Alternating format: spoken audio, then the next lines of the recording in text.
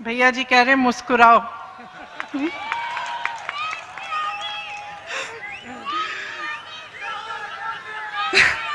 जाग जाइए, यही मैं कहती हूँ जब भी जाती हूँ चुनावी सभाओं में, जाग जाइए।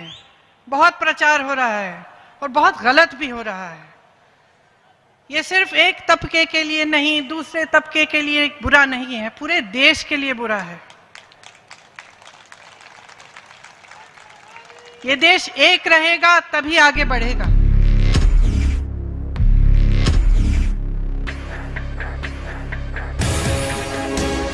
राजीव गांधी की मौत के बाद 10 जनपद की सुरक्षा बढ़ा दी गई थी। गांधी परिवार के किसी भी सदस्य को बाहर जाने की अनुमति नहीं थी।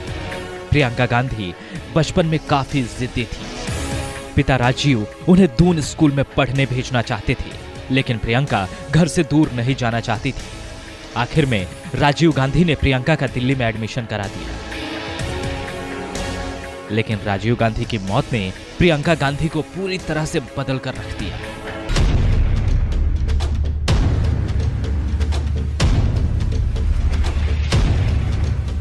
मां सोनिया सदमे में थी। इस दौरान प्रियंका अमेठी से आने वाले सभी लोगों से मिल रही थी।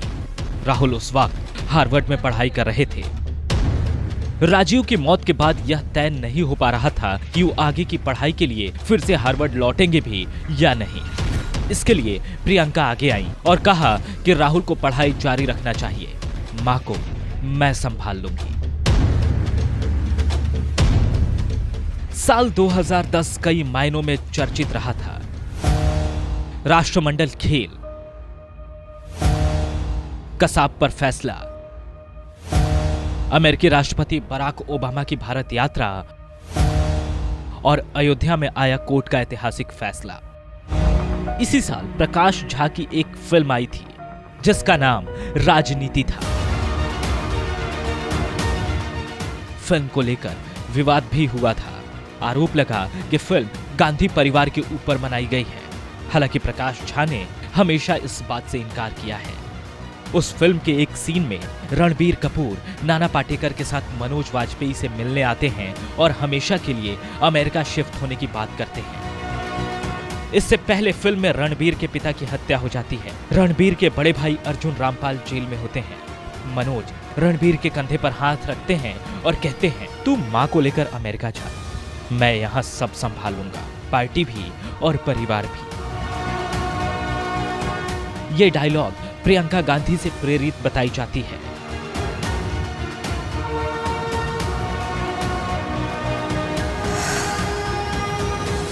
सोलह 17 की उम्र में मुझे ये लगता था कि मुझे जिंदगी में राजनीति ही करनी है, लेकिन जिंदगी में इतना कुछ देखने के बाद मैंने ये तय किया कि मैं राजनीति में नहीं जाऊंगी। 1999 के लोकसभा चुनाव में ये सवाल जरूर आया था कि मुझे चुनाव लड़ना चाहिए, लेकिन मैंने तय किया कि मैं राजनीति में नहीं आऊंगी।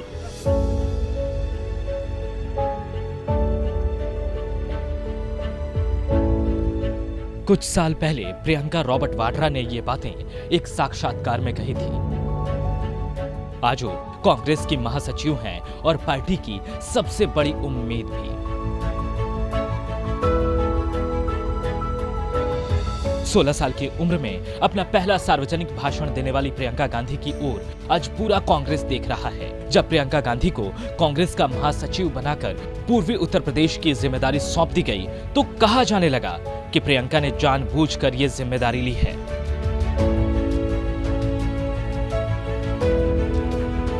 तब इलाहाबाद में प्रियंका के लिए एक पोस्टर लगाया गया। पोस्टर में लिखा था, जनता का संदेश सुनो, ग्राउंड जीरो से शुरुआत करो, कांग्रेस एक इनकलाब का रथ, मैया दो आदेश, प्रियंका बढ़ाए देश का कद, यूपी में अग्निपथ अग्निपथ अग्निपथ, आ जाओ प्रियंका, छा जाओ प्रियंका। आप हम सब नेताओं को सिखाइए, आप सब नेताओं से पूछिए कि आपके लिए क्या करने जा रहे हैं। आपके सामने आकर तमाम फिजूल की बातों को करने का कोई मतलब नहीं है।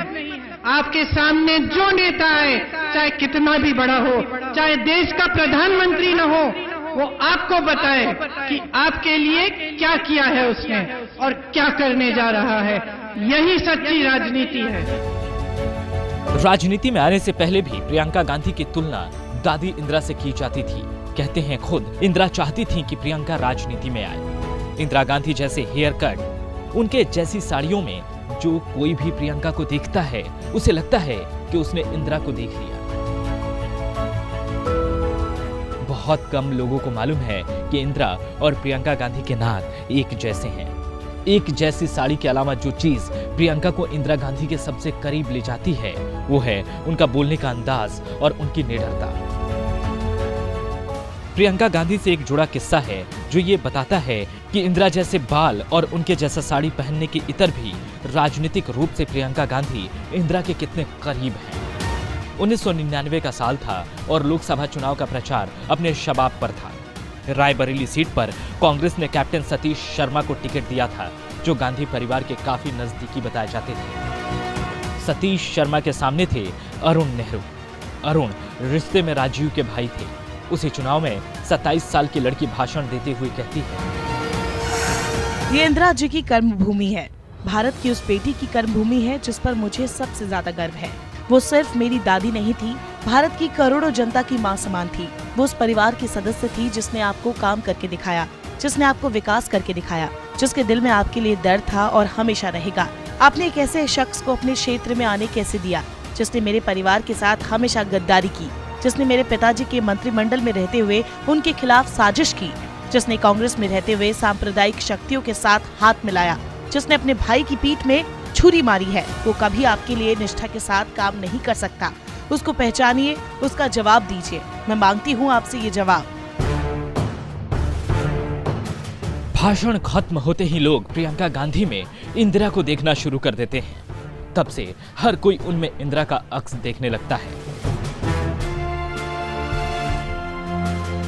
चुनाव में अरुण नेहरू की बुरी तरह से हार हुई। वे चौथे नंबर पर थे। विरोधियों की ऐसी दुर्दशा किसी जमाने में इंदिरा किया करती थी। 1999 के लोकसभा चुनाव में प्रियंका गांधी सोनिया गांधी के लिए प्रचार करने गई थी। हजारों की भीड़ थी। करीब 300 पत्रकार सोनिया की रैली को कवर करने गए थे और सबकी नजरें प्रियंका गांधी पर टिकी हुई थी।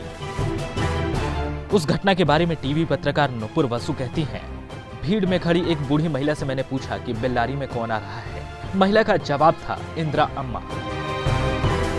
खुद एक इंटरव्यू में प्रियंका अपने दादी के प्रभाव की बात करते हुए कहती हैं, बचपन में मेरे पर मेरी दादी का गहरा प्रभाव रहा। वो बहुत ताकतवर महिला थी, हमारे घर की मुखिया थी। मैं भी उनकी तरह बनना चाहती थी। इसी वजह से लंबे समय तक मैं मेरी पहचान को लेकर उलझन में भी रही।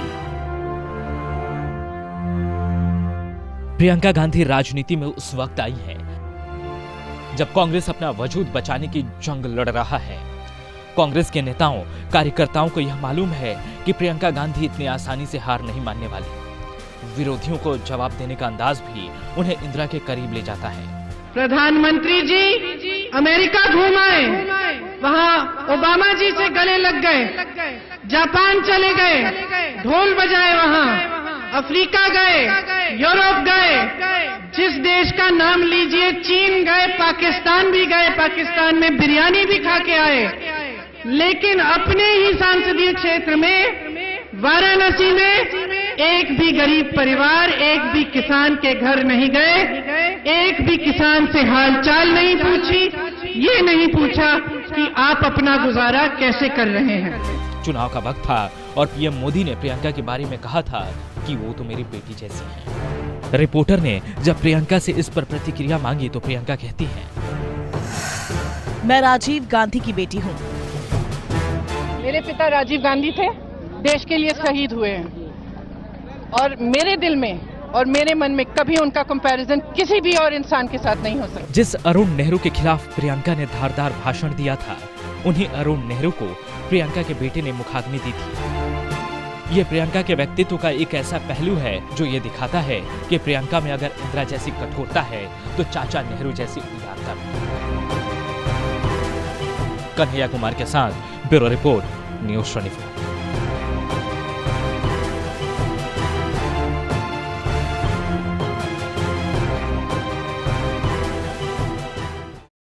नमस्कार, मैं हूं मानक गुप्ता। अगर आपको हमारा ये वीडियो पसंद आया हो तो इसे लाइक और शेयर जरूर करें और हाँ, हमें सब्सक्राइब और फॉलो करना ना भूलें ताकि आप देश और दुनिया की कोई खबर मिस ना करें। तो जुड़े रहिए हमारे साथ और देखते रहिए न्यूज़ 24।